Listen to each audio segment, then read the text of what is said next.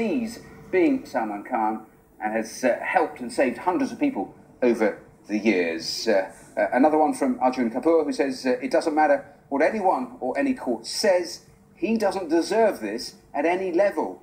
We'll stand by being Salman Khan no matter what. And one final one here from Anahita Mukherji, who says, if Salman Khan had killed a fellow Bollywood actor, would there be any debate on quantum of punishment? Well, I'm pleased to say that Anahita Mukherji joins us now live.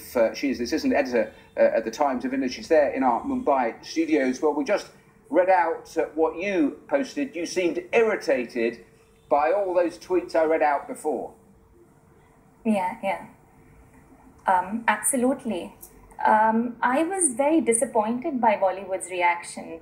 I was disappointed by the complete lack of empathy for pavement dwellers who, someone has died, others have been injured. Are their lives less important? This whole feeling of, Salman Khan having done a lot of good for people, having done a lot of charity, how does that offset the fact that he's killed someone? Can you say that I've done a lot of good things for people, so it's okay if I kill someone once in a while? It's interesting because even that thought was reflected. I was talking to an associate editor of Hello India, and exactly some of those thoughts in what she was saying earlier in the programme. In terms of social media, though, how much traffic is going in the other direction with people reminding the wider public of what actually happened in this case in 2002? Absolutely. And there's also this feeling of the actress who you mentioned, whose tweet you mentioned, said he's one of our own. Even if he's wrong, he's one of our own. So clearly the pavement dweller is not one of your own. I mean, he's too poor to count. And it's ironic because she lives in a city that is built by migrant labor and built by people who live on the pavements.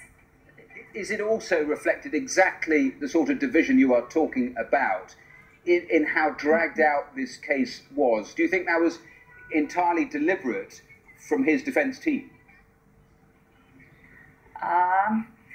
Well, I think a lot of what his defence team talked about would require a complete suspension of disbelief. I mean, 10 years later, a driver comes up and said, I was the one behind the wheel. We're suddenly supposed to imagine that for, a decade, Salman Khan took the hit for his driver. And then just at the crux, when he's going to be, just at the time of the trial, he's okay with his driver being crucified. What is one supposed to think? I mean, it's taken so many twists and turns. I think the judiciary saw through that. Where do you think this goes now? Because his lawyers are already saying they will appeal. And actually, if you look at it in the context of his past, this is a superstar, a real massive Bollywood figure, but he has always lived his life, hasn't he, rather dangerously, on the edge. Absolutely. But if you're, when that edge means you're killing someone else, then I think one has to pay the price for it.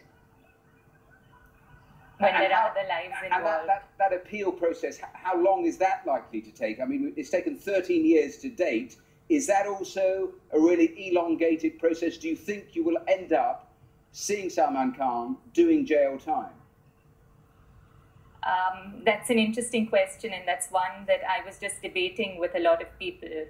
A lot of folks are divided, and I have actually heard some folks saying, well, you never know, he might just get away with it if it's overturned. But others say, well, let's have faith in the judiciary. Well, Anahita Mukherji, thank you so much for your time there in our Mumbai studios. Thanks for joining us here today. Thank you. Thanks. Now, to the UK election that is only, 24 hours away, because political